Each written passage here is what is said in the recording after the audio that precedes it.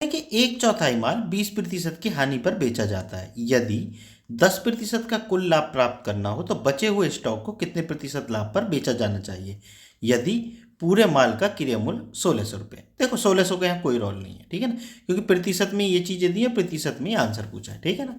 English वाले बच्चे जब मैं हिंदी का पढ़ा करूँ ना तभी पढ़ लिया करो। अब चलो क्वेश्चन पे आते हैं। कोई माल 1/4 माल 20% की हानि पर बेचा जाता है। मान लो 100 रुपये का माल था, ठीक है ना, उसका 1/4 कितना हो गया, 25 रुपये का माल हो गया।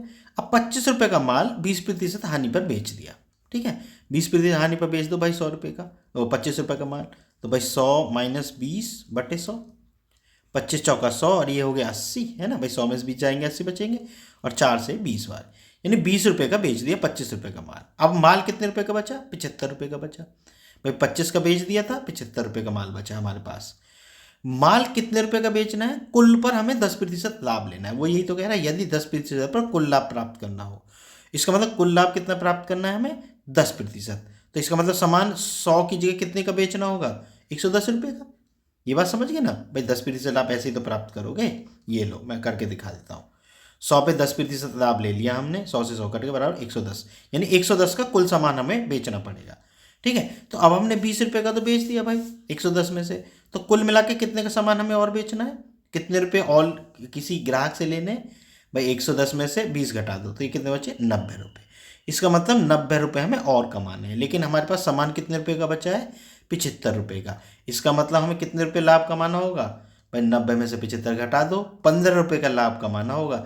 मतलब 75 से 15 रुपये ज़्यादा में बेचना होगा, तब हमें कुल मिलाकर 10% का लाभ होगा, ठीक है। तो लाभ कितना हो गया, 15, और कितने का सामान क्रय मूल्य, कितने क्रय मूल्य का सामान बचा है, 75 का, तो लाभ प्रतिशत निकाल दो बच्चों। तो लाभ प्रतिशत बराबर कितना हो गया, 15/75 गुना 100, 15 पंजे 75, 5 से 1 काटा 20 बार। इसका मतलब 20% लाभ पर हमें बेचना होगा बाकी जो बचा सामान है, मतलब 75 रुपये का जो सामान है, ठीक है। तो ये आंसर हमारा आ जाएगा, ठीक। अब बात आती है 1600 की, कि भाई 1600 से हम कैसे करेंगे। तो सेम जैसे मैंने 100 माना है ऐसे 1600 रख देंगे। तो यहाँ 25 की जगह कितना आ जाएगा, 400 आ जाएगा। कैसे, 1600 गुना 1/4, तो कितना आ गया, ये आ जाएगा 400। 400 का सामान हमने कितने में बेच दिया, 100 माइनस 20/100, भाई 20% हानि पर बेचा। 100 से 2 जीरो से 2 जीरो कट गई, 100 में से 20 गए 80 बचे, 8 चौक 32, यानी 320 रुपये का हमने बेच दिया। तो इसी प्रकार से इसको भी हल कर लेंगे। तो मेरे हिसाब से कोई बताने से मुझे कोई फ़ायदा है नहीं 1600 से भी, ठीक है ना। वैसे सेम ही आंसर आना है तो क्या बता के करना, ठीक है। मेरे हिसाब से तो ये तरीका बेस्ट है, उससे ऊपर वाले से करना तुम लोग। चलो ठीक है, मैं बता देता हूँ। कुछ बच्चे बोलते हैं कि सर आप पूरा कर दिया कीजिए, ठीक है ना, कोई दिक्कत नहीं, हम पूरा देख लेंगे। ठीक है, तो देखो 320 का सामान बेच दिया। अब उसके पास कितने रुपए का सामान बचा भाई, 400 रुपये का सामान तो उसने बेच दिया, लेकिन सामान बचा उसके पास 1200 रुपये का। अब 1200 रुपये का सामान कितने में बेचना है उसको, 1200 का सामान बचा, बेचना कितने में, क्योंकि उसे 10% का लाभ लेना है। 1600 का सामान कितने में बेचना है कुल मिलाकर, 110/100, 2 जीरो से 2 जीरो, भाई 10% लाभ तभी तो आएगा जब 100 + 10 होंगे ऊपर, ठीक है। 2 जीरो कट गई, 16 11 176, यानी 1760 रुपये का उसे सामान बेचना है, और 320 रुपये का उसने बेच दिया।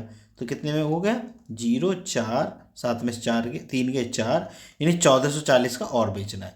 इसका मतलब क्या है कि 1200 का सामान उसे बेचना है 1440 में। तो कितने रुपए का लाभ लेना है, 1440 में से 1200 घटा दो, तो 240 रुपये का उसे लाभ लेना है। कितने पे, 1200 पे। इसी को हल कर दो, तो 240 गुना 100/1200, ठीक है भाई। लाभ बटे क्रय मूल्य गुना 100, 2 जीरो से 2 जीरो कट गई, 12 दूनी 24 का मतलब 20%, ठीक है ना। 20% के लाभ पर बाकी सामान बेचना पड़ेगा।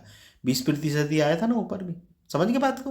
ठीक है बच्चों, अगर वीडियो पसंद आई हो तो चैनल को सब्सक्राइब जरूर कर लेना। मिलते हैं फिर नेक्स्ट वीडियो में।